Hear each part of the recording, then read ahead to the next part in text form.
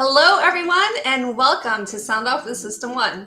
I am your host, Karen Callahan, here with a panel of experts, System One business industry leaders, Wendy Tordillo, Clay Landrum, and James Kelly, to talk about U.S. regional trends in the workforce industry. System One is a leading provider of specialized, highly technical outsourced services and workforce solutions to critical infrastructure, technology, life sciences, and government sectors, putting more than 650 employees and 9,000 contractors to work in the UK, United States, and Canada. So while you are joining the broadcast, drop us a note in the comments section where you're joining us from and what industry you are in. We have Allie and Rich from our marketing department moderating the comments and dropping everyone's contact information in there as well. So feel free to connect with all of us, please. And all of that being said, it is time for introductions. So we will start with you, Wendy, because I see you at the upper corner. Why don't you go ahead and introduce yourself to everyone watching? Sure. Hi, everyone. I'm Wendy Tordillo. I'm the VP of Commercial and Engineering Staffing here for System One. I've been in the staffing industry for the past 20 years.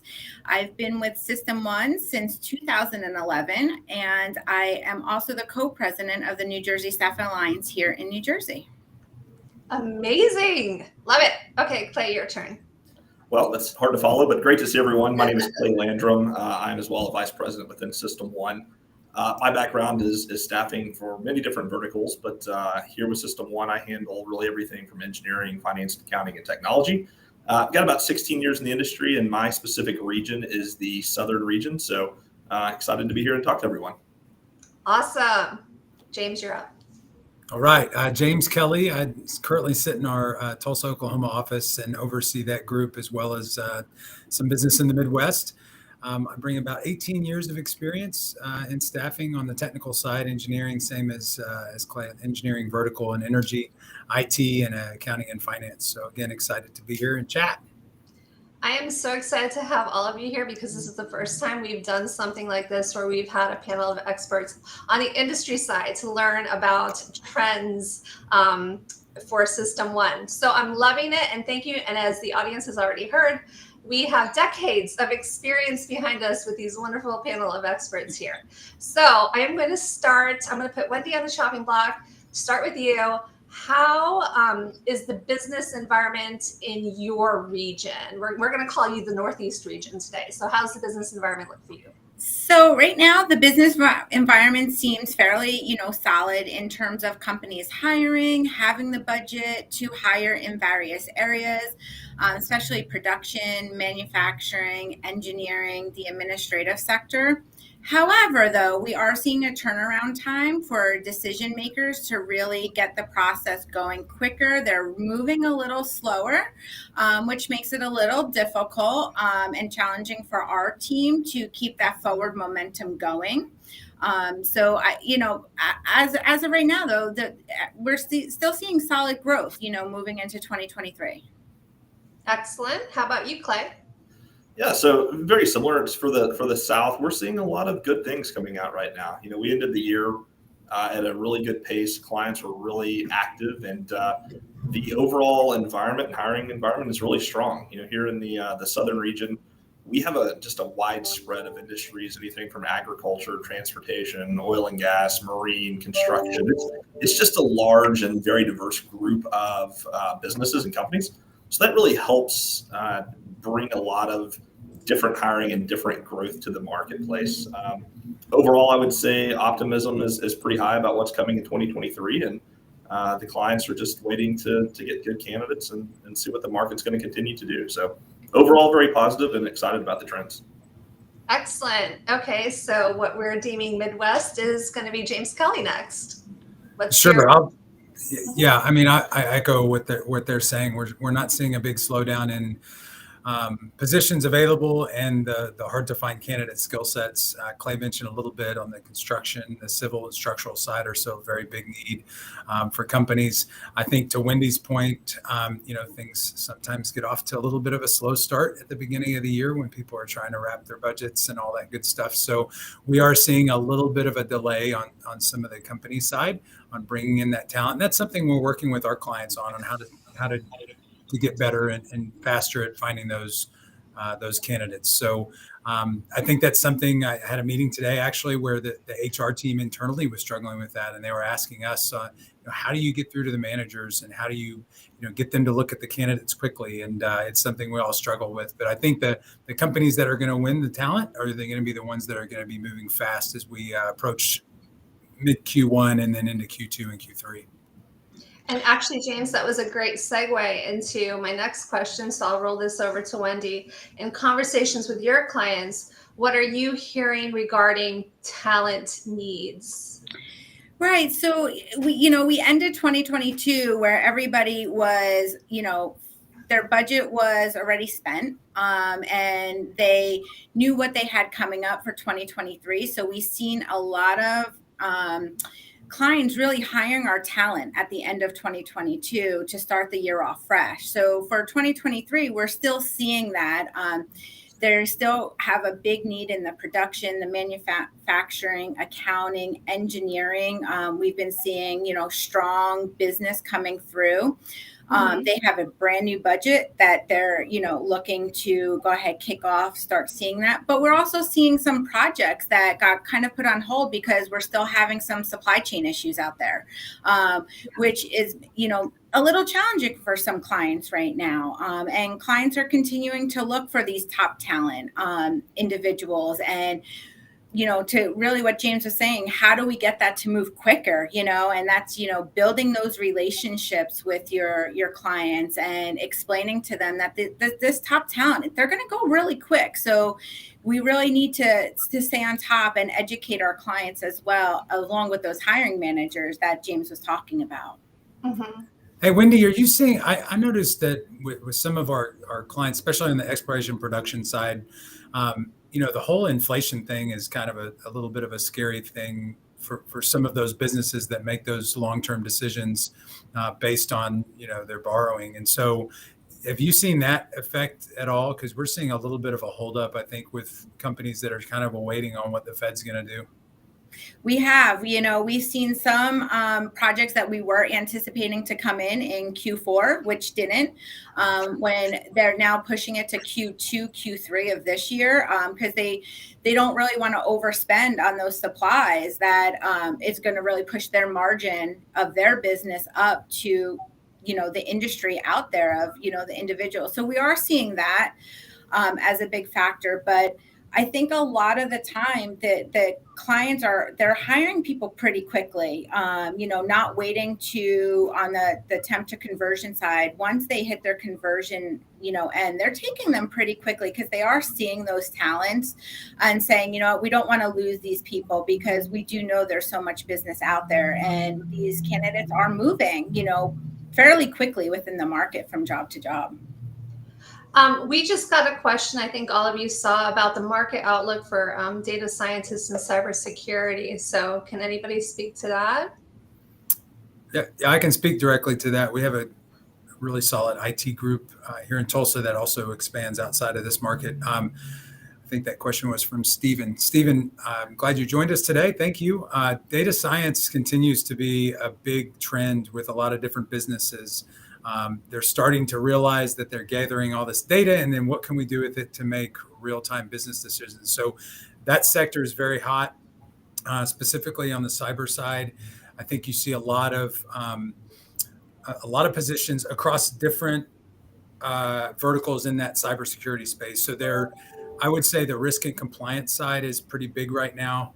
We're seeing some of that, but as well as finding people that understand how to go in and analyze those risks. So whether they be in a zero trust environment or they're handling incident responses, companies are starting to say, okay, we have all of these cyber attacks that are coming and that can affect our business. And, be it an accounting clerk, or the VP or CEO of a company, it can affect everyone. So, ongoing training and then having, really all the cybersecurity pieces front of mind within the business has been a big piece. So I think you'll continue to see that, and companies are going to continue to grow those positions. I have seen those more in-house and not remote.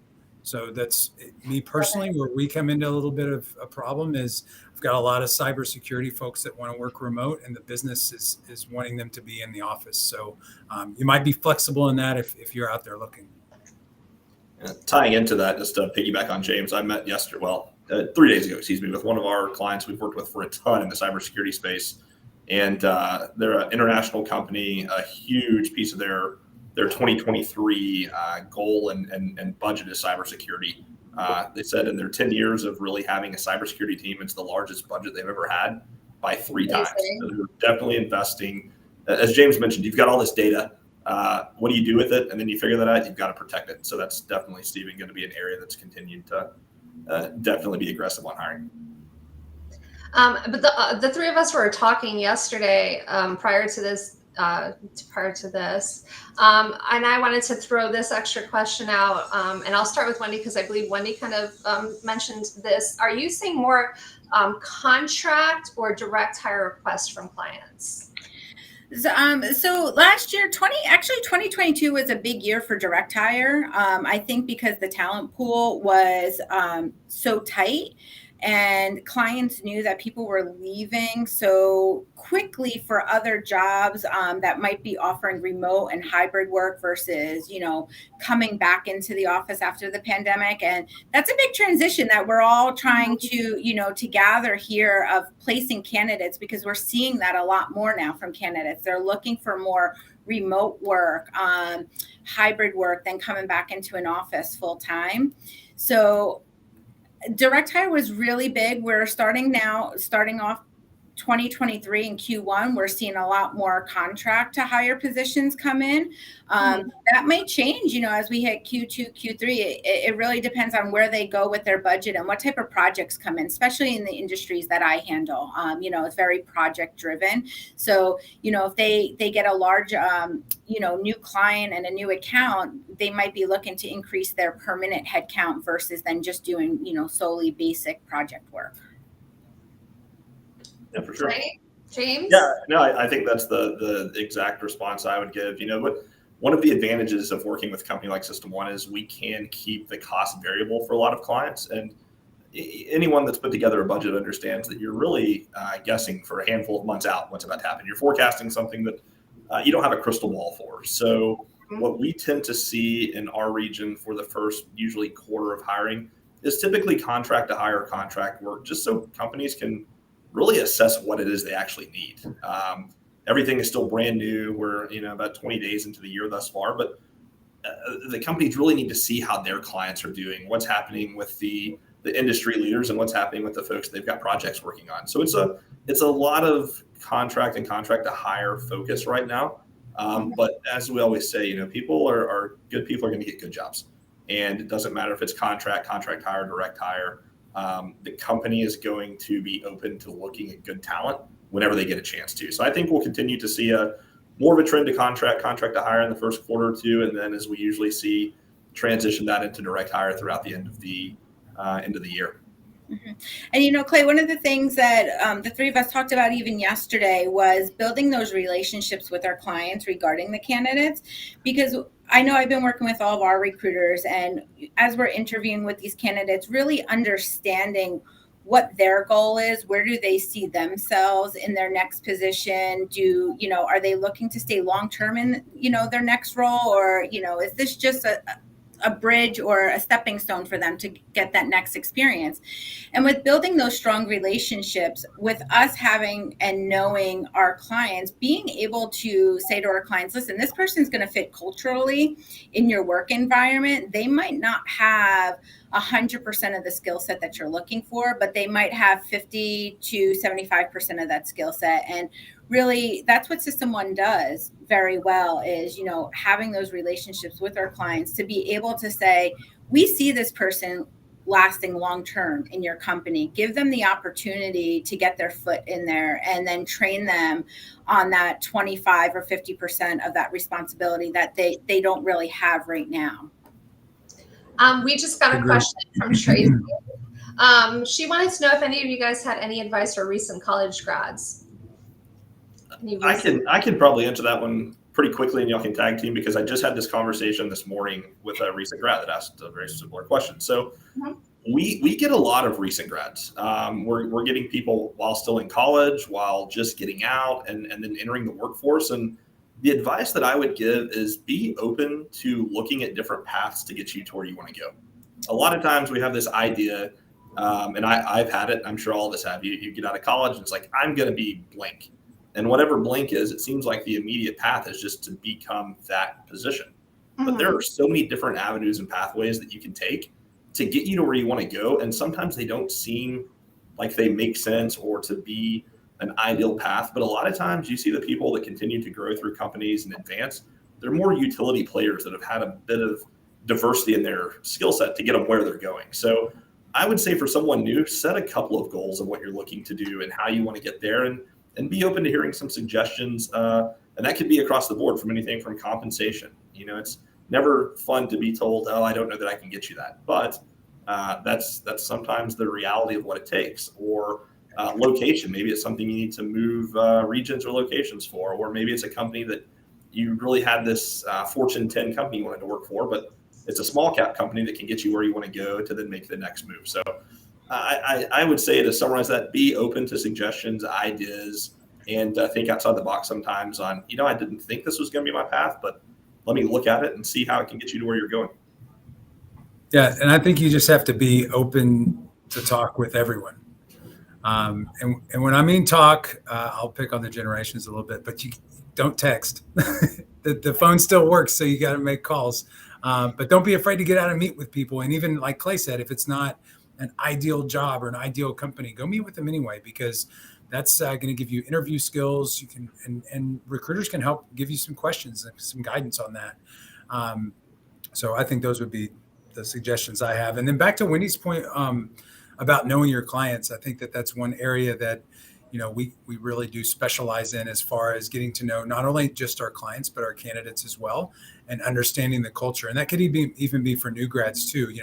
If you're looking to make a job change, or you're looking to transition into even a different department within your organization, think about what's important. Ask yourself what's important about the culture piece, and what's important about the intangible side of things that really make me excited to get up every day, and focus on those things. And I can tell you, the companies that we're working with that are winning the war on talent are the ones, like Wendy said, they're going to hire on that 75 percentile, but they know that the candidate has the attitude and the aptitude to learn, and they're going to train on the rest. And that's I think what we're seeing, and a lot of the job seekers that are out there looking, that's very important to them right now, is that longevity and really that culture, and do I feel a part of a family? I agree 100%. Mm-hmm. Excellent points. But I wanted to ask one more thing. Well, not one more thing. I have like two more things. But we were also talking yesterday about solving the speed to hire challenge with so away from job seekers, again, back to clients, how we solve the speed to hire challenge with slower moving clients. I think we were. Yeah, I can jump in. So I think we all agree that we would love to have control over the whole process all the time. But in all fairness, we don't. So the speed to hire is really just being consultative and knowing the client, knowing what their needs are, and being proactive when you have someone that we think is a good fit, and talk to them about them. But I think the biggest piece in all that is just make sure that we're managing expectations. And that's on both sides. That's on the job seeker side. That's on the client side. And let everyone know that we can get to the finish line, but we can't cross it without doing it together. So we need to make sure that we're communicating all the time, really over communicating, asking tough questions. It's not a very natural thing to ask a client a question that you don't want to hear the answer for. So being able to do that, make sure we understand the process from A to Z ahead of time, and then do that and just get there together. It takes some coaxing on both sides sometimes, but I think that's the best option to get there. I think you're spot on there, Clay, because the main part, is that education piece, right? Is educating the clients from day one. What are the expectations to make a seamless job order go through on a timely basis? When, you have your recruiters investing a lot of time recruiting, finding the right talent, then presenting it just for those candidates to ghost them because the client took too long, to respond on that resume and presentation, it gets very frustrating on both ends. Then the client's like, well, these people are no longer available. So I think setting those expectations right up front is key to a very successful and strong relationship, to get that speed to hire, brought down to a pretty quick turnaround. Yeah, and that's something that I think, to your point, Wendy, that we bring to the table in the whole candidate-client relationship prior to them making the full-time hire, right? Because they can't convey their interview process through a job posting, right? It just doesn't work. And then how many times have you met with a hiring manager and they're like, oh, I need to hire tomorrow. And you're like, cool, what's your interview process? And they're like, oh, it's 5 steps. That can't happen tomorrow. It's like, okay, so what's the realistic expectation? And then what we do on the flip side is when we're going into these candidate calls and meetings is we set the expectation with the job seeker as well. And I think that's really important. That there's a lot of articles on LinkedIn out there too right now about both sides ghosting each other. And that's one thing that we try not to do. And we try to set the expectation with the candidate and say, hey, this is a great opportunity. I'll let you know that their interview process is going to be 2 to 3 weeks. So keep me posted on what else you have going on. And we'll have this open dialogue and really keep everything on the up and up so we can all know where we are at any given point in time. Excellent. And I can go on forever. I want to ask one more question, but I'm glad you guys have had a lot of great advice, especially for the to the people who have been asking questions in the comment section. So I appreciate everybody watching and providing those questions as well. But I personally, selfishly, want to ask one last question, which is, in conversations with job seekers, what are you guys hearing about the employment environment from a job seeker perspective? It's one of those things that I think the job seeker side always wonders what the hiring side's doing. The hiring side's always wonder what the job seeker side's doing. And from a job seeker perspective, the market is still really good. What we tend to see, and I briefly touched on this earlier, is towards the end of the year, there tends to be a lot of hiring. It's using remaining budgets, getting projects finished and wrapped up, getting headcount in that you need for a new project that you're bidding in 2023. So it does tend to speed up towards the end, and then usually get around Christmas or a week before, and it just dies. Everything shuts down. It's hard to start when you're going to be at the office for one day and then be gone for another 10. So in 2023, what we're seeing from a job seeker sentiment, if you will, is a lot of people are still very interested in finding that career. There was a lot of just taking opportunities, taking roles towards the end of last year, but now you've got a whole other year to find your career, find where you're going to have your new home.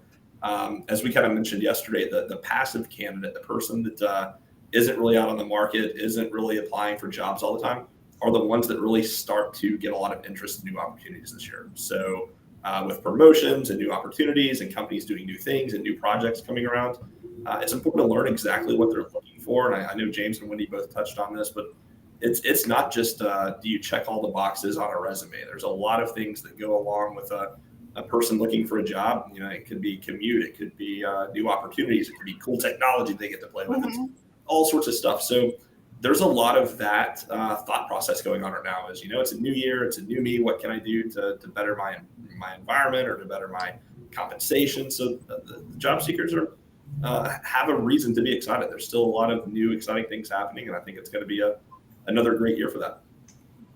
Yeah, we're seeing the very same thing in the Midwest. I think that post-COVID, people know a little bit more about what they want, and they're a little bit more vocal about that. I do think that, the passive candidate, it's important if you're out there and you're in a job, but you want to further your career and you're interested in potentially making a change. That's the best time to get in touch with a recruiter and start building a relationship, so that you can not only share with them what your passions are, but then they can be your eyes and ears on the ground, and they can go find those opportunities and bring them to you. Because I can't tell you, I'm sure with the decades of experience we have on this call, which Karen made us all feel old. I'm part of those decades.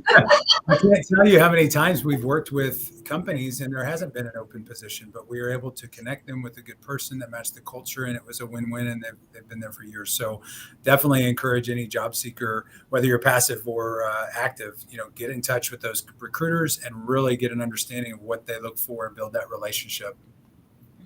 I agree, James. I couldn't be that rings so true for candidates and passive employees looking to just have a recruiter that you work with, right? Knowing telling the recruiter what is your next, opportunity, something that you might be looking for, because I feel like that's been like a lot of our successful hires have come that way, right? Where we are not proactively recruiting for or reactively recruiting for a position. We just know somebody in our network that would be like, oh, I talked to somebody 6 months ago. Let me reach out to them. Like that's really what working with recruiters and what we are very successful here at System One.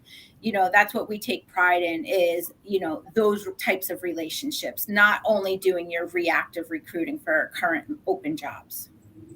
Absolutely. I couldn't agree with all of you more. But that, my friends, is all the time we have.